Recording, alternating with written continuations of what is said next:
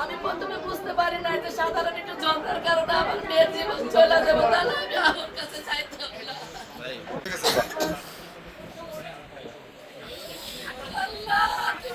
মেয়েটা ছোট বিচার করে দাও, সাহায্য করো। আমার মেয়েকে যে পরিকল্পিতভাবে হত্যা করেছে সব ধরনের আলাপ তো তাদের হাতে দেওয়া হয়েছে, তাহলে আইনের লোক এখনো পর্যন্ত কেন তদন্ত শুনতেছে না, কেন তদন্ত করতেছে না? এখন আমি আসামি হিসেবে নাম উল্লেখ করতে চাই যে বাড়িতে আমার মেয়ের লাশ পাওয়া গেছে, এই বাড়িওয়ালার নাম আবুল কালাম, মেয়ের জামের নাম নয়ন, বাড়িওয়ালার নাম আবুল কালাম, দারোয়ান আর হানিফ টাকা জড়িত আছে, সে একজন বাড়িওয়ালা।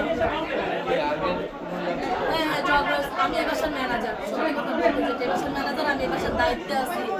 আমার বাড়িওয়ালা ক্যান্সারের রোগী, 25 দিন পর হার্টের ফুসফুসে ক্যান্সার, আমার বাড়িওয়ালা প্যারালাইসিস নাই, যার কারণে বেশিরভাগ সব দায়িত্ব আমারই দেখতে হয়। যে তোমরা আসতে পারে না, দক্ষিণ বনশ্রী থাকে, ওনারা যখন এই বাড়ি পাইলিং করে তখন পাইলিং এর পানি মেন ওয়াল দিয়ে সে পাচার করছে, এই মেন ওয়ালের ঢাকনা খুললা। পাইলিংয়ের পানি তো সাধারণত এখানে যে পাচার করার কথা না, পাচার করার বিধায় প্রত্যেকটা বাড়িতে পানি ঢুকছে। এখন এই বাড়িতে পানি আছে, বন্ধে আমি জানালা খুলতে পারি না। এক কথা দুই কথা তার সাথে আমার তর্ক হয়েছে, সে প্রকাশে হুমকি দিছে। সাক্ষী উনি একজন বাড়িওয়ালা, চারতলা, এই বিল্ডিং এর চারতলা ভাড়া থাকে, পাশে ওনার উনি অ্যাপার্টমেন্টে বাড়ি করার কাজ শুরু করছে।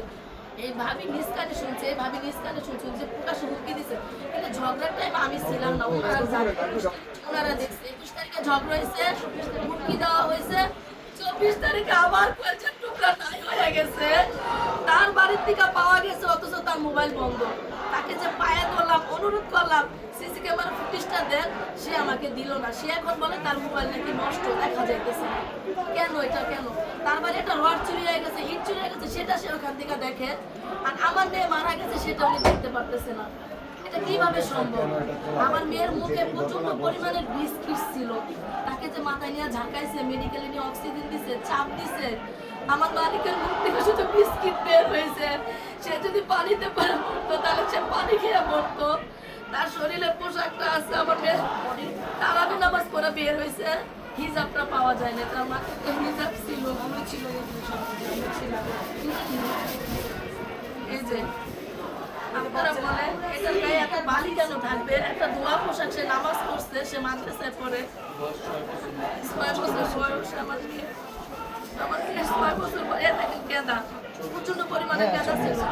সে যদি পানিতে ডুববা মরতো তাহলে কেদাগুলো কেন আসবে? সে তো পানিতে ডুববা মরছে, সে পানি খায় না। আজকে আমার দাবি, আজকে আমার দাবি,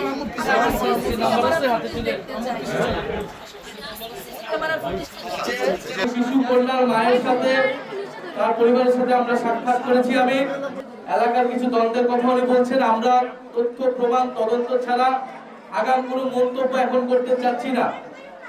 আমরা এখানে এটাই বলতে এসেছি যে এই পরিবারের সাথে আমরা আছি সর্বাত্মকভাবে, এবং এই যে কন্যা শিশু হত্যা হয়েছে, এই হত্যার বিচার আমরা নিশ্চিত করব যে কোনো মূল্যে,